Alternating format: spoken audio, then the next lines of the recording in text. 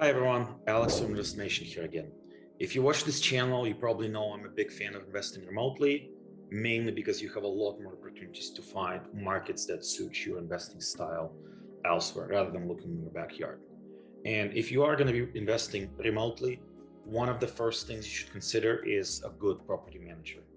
Property manager will break or make your deal because, as I mentioned in another video, most of the issues come from the tenant. If you have a good tenant, you're going to have very few issues.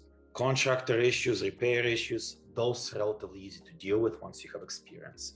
Tenant issues, they're going to be coming back over and over again. It doesn't matter how experienced you are going to be running into bad tenants. Even if you screen them properly, you will occasionally have a bad apple here and there. And that's also another selling point of a good property manager. You are not going to be screening your tenants if you have a property manager. Property manager is going to be doing screening. Property manager is going to be doing actual day-to-day dealing with the tenant. If something breaks, they're going to be the ones scheduling that call with your contractors or with their contractors. They're going to be the ones making sure the tenant is there to open the door, or if not, they're going to be there instead of the tenant to let the contractor in.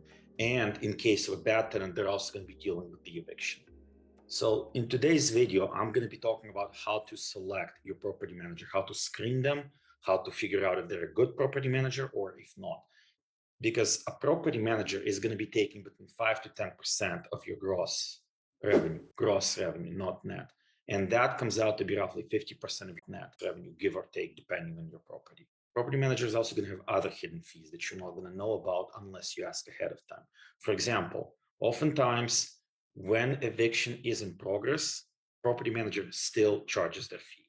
Now, I'm not a fan of that because I believe their incentives should be aligned with yours. And if you do find a property manager who doesn't charge a fee during the eviction process, I suggest going with that property manager.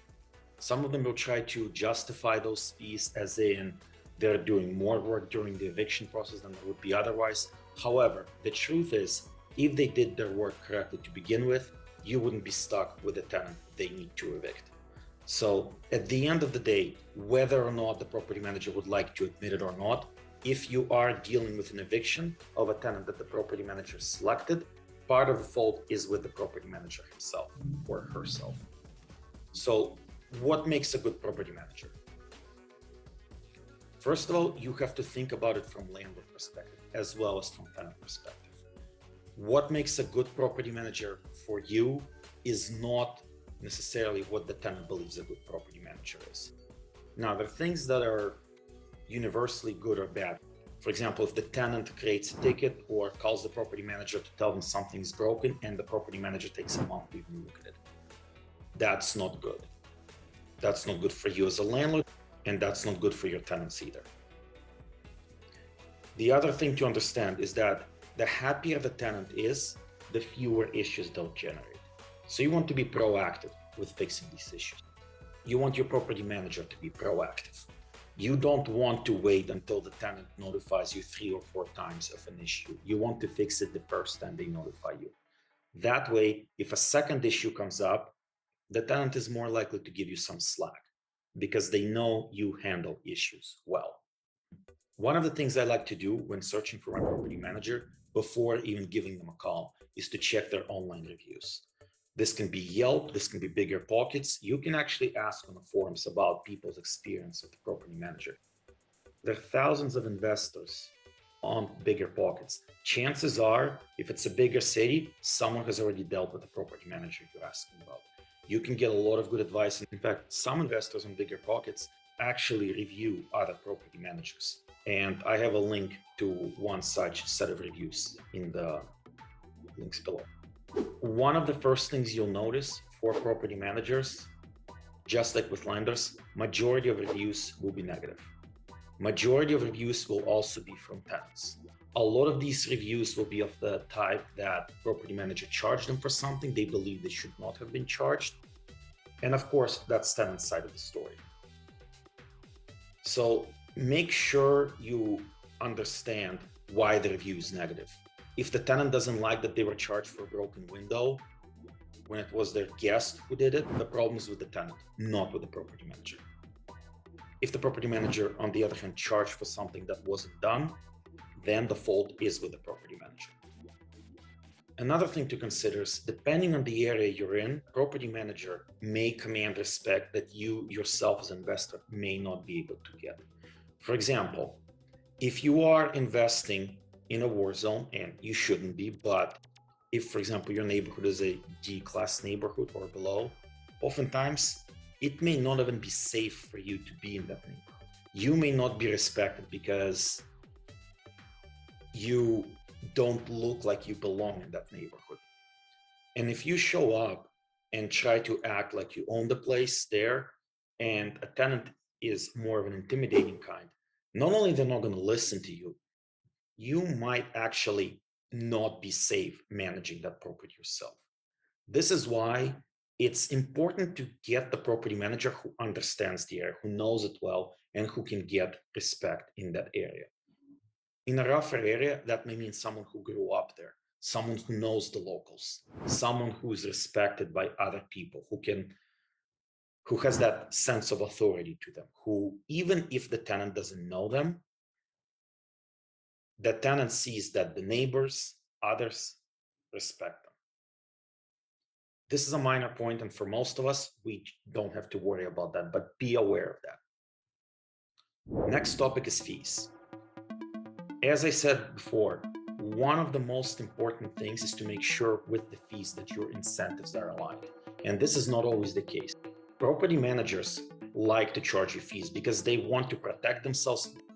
They want to maximize the fees they can push onto you and minimize the fees that are on them. Obviously, you want the opposite. You want some reasonable middle ground.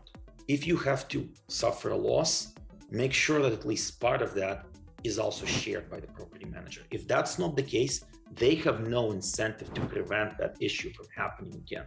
For example, as I mentioned, with evictions, if property manager still gets paid during the eviction, they have no incentive to get that tenant out of there. They can drag on that eviction for months. You're also going to see a lot of surprises with the fees, things you didn't think ahead of time. So when you do talk to the property manager, make sure you ask them for a fee schedule. In a fee schedule, you should see more than just the monthly fee, because in reality, the property manager will not just charge you that 10% of your gross rent or 5% of your gross rent. They will also charge you a fee for getting the tenant in. They will charge you fees for getting the tenant out, cleanup fees, whatnot. You're probably going to be the one paying for touch-ups after the tenant moves out. You'll be paying attorney fees during evictions. And in certain situations, as I said, the property manager will still be charging you a percentage of rental fees, even if no rent is actually being paid. Make sure you know all these fees ahead of time. Make sure you have an operating agreement. One other thing you want to be aware of is service fees.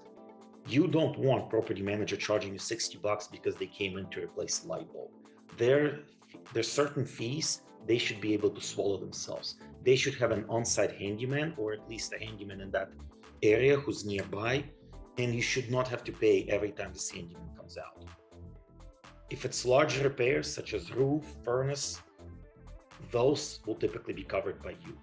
But if it's a smaller repair, routine handyman work, the property manager should be able to absorb that cost themselves. That's what you're paying them that monthly fee for. If these expenses of having a handyman come back on site over and over again start to add up for the property manager, they should be able to offset it in some other way. For example, either fix the issue correctly for good, so you never hear about it again, or if it's a problematic tenant that keeps calling them over and over again, charge it to the tenant instead of charging it to you. Once you're satisfied with property manager's review, it's time to give them a call. You want to do what's called a phone screen. It's basically an interview. You are asking them a set of questions to see whether they're capable of managing the property professionally. As I mentioned before, one of the things you're going to be asking for is their fee schedule. Make sure they can send you all their fees. You don't want any nasty surprises later on. I often ask them to email me their fee schedule. And if they don't have one, or if they can't answer these questions, chances are they're not a professional property manager. You should be looking elsewhere. You want to be asking specific questions on the phone to figure out what their level of experience is, what their expertise in a given area, and their level of honesty. You want to make sure they understand the area and what they're dealing with. Not that they're just willing to take on your area because it means extra money for them without any experience in that particular neighborhood. An A-class neighborhood property manager is going to be working very differently from a D area property manager. You want to make sure you find the right property manager for your area. Because a property manager who's only used to perfect tenants who always spare time may not even know how to handle deadbeat tenants. The first thing you want to ask is, what's the typical tenant base for the area? They should know the rents for that area. They should know which jobs the tenants are likely to occupy. They should know their approximate income. They should know whether the majority of your tenants are going to be Section 8 or not. They should know their demographics. If they don't know what the tenant base looks like, they probably have no experience in this area. You want to ask them how many properties they manage overall, which areas they manage, because if they're property managing a completely different part of the city and they're not familiar with your area, they may not even come out when the tenant gives them a call. You also want to know years in business. If they just started 2 months ago, you may want to wait until they have more experience. You want to know which vendors they use, which contractors they use, legal services. All of this should be figured out ahead of time. You don't want to be searching for an eviction attorney after the tenant stops paying rent. You want to have the property manager have their team lined up. They should have an idea of the finishes they use for their apartments. If they need to touch something up, repaint something, you should know which appliances they're going to go with, who's going to be supplying them with them. You don't necessarily need to know all this yourself, but what you do need to make sure is that they know it. They need to know what the vacancy rate for the area is. They need to know what the eviction rate is. You should ask them what their own historical vacancy rate and eviction rate is. And if they say either of those is 0, they're full of shit. This is where honesty comes in. If they're trying to bullshit you before they get your business, it's only going to get worse once you actually pay. Treat it like a job interview. You know those annoying behavioral questions you get that you always have to scratch your head about? You want to do the same thing to them. For example, one question I like to ask: tell me about a time when you've had to deal with a disruptive tenant. If they say they haven't had to deal with one, again, they're either full of shit or they're inexperienced.